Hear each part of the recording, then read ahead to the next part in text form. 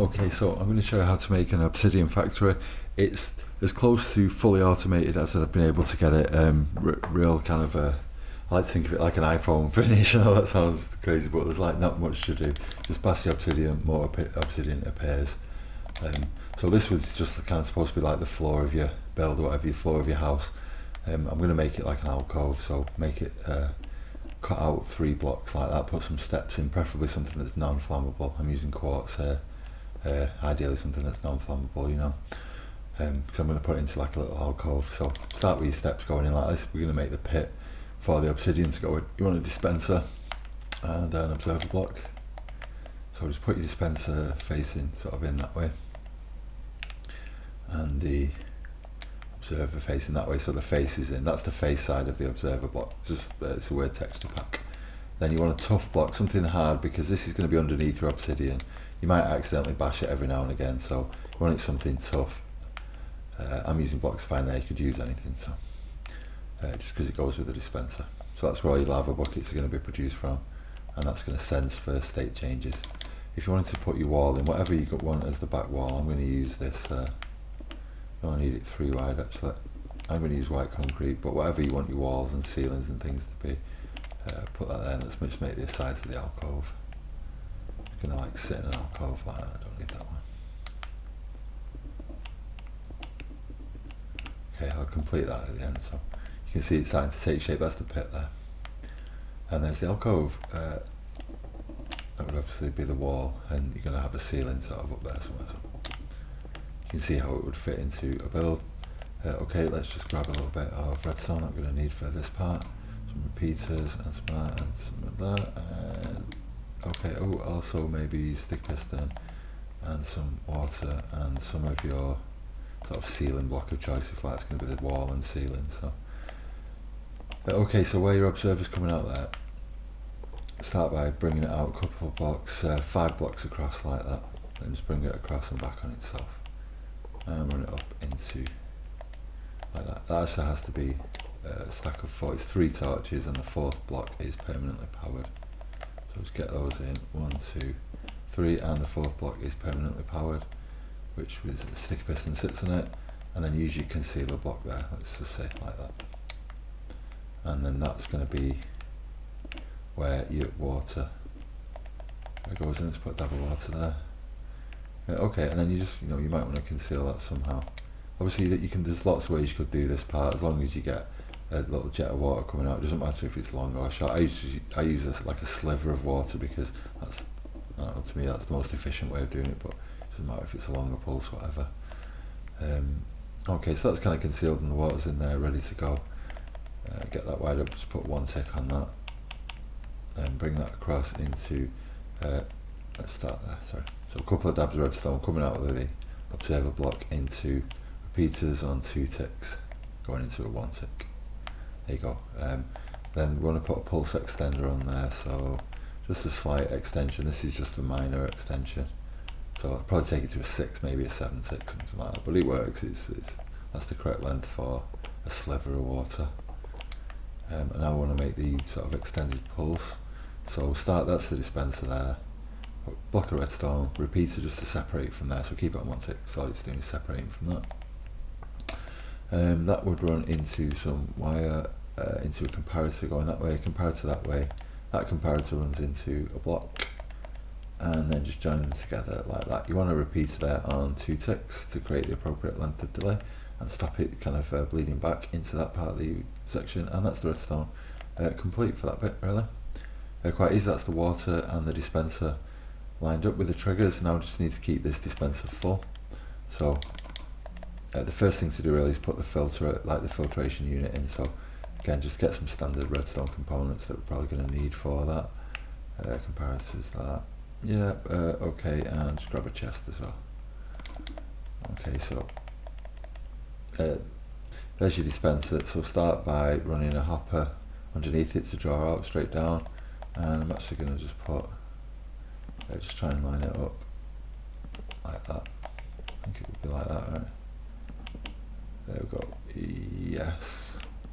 But that would actually just sit nicely on the floor there, and run a hopper into the chest.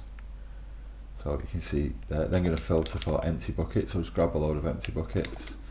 Like this. Do you know what? Let me just put the actual filter unit in first, that might help. Okay, so you want to run up at the level, same level as the bottom filter there, 1, 2, 3, go across 3, down 1, and then up 1 there.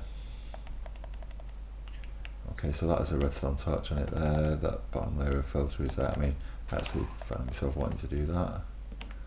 There you go, redstone repeater, bring a bit of redstone dust up, and the comparator reading the top hopper, which we're then going to flood with buckets.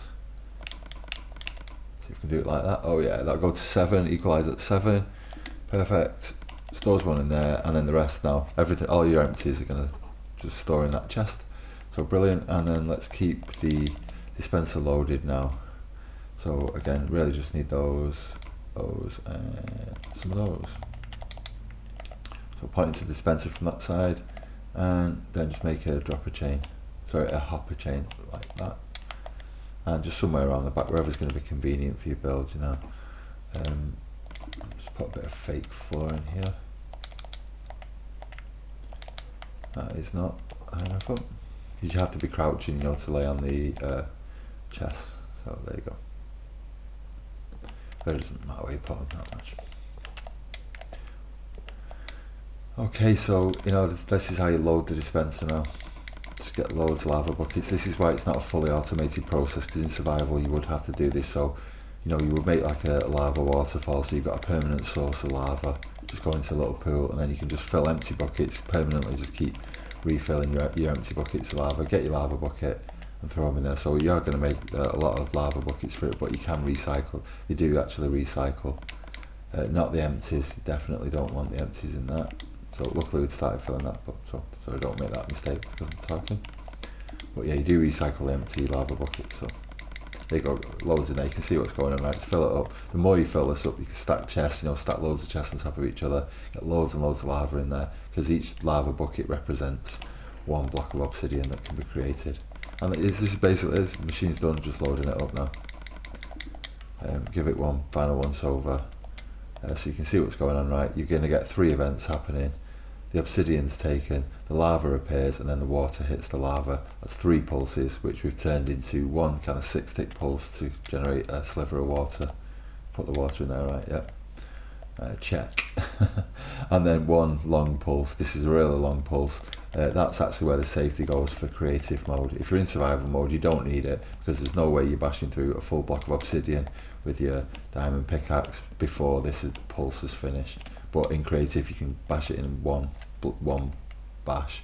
So you need that safety to show when it's kind of safe to do it again. Just take any. You can actually start. I don't know why I'm messing about here. You can start the mechanism with any blocks. Put a block in, block out like that. That should kick everything off. I am not sure why the lava did not come out of that. Oh, now that is going to be an issue. Sorry about this, guys. It won't take a second to fix. Can you see the problem there?